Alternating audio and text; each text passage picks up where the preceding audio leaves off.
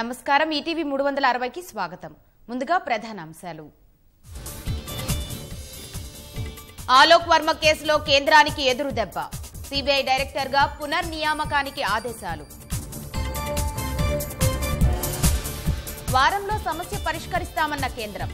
Supreme తీర్పు కేంద్రానికి చెంపపెట్టుగా కాంగ్రెస్ వ్యాఖ్య.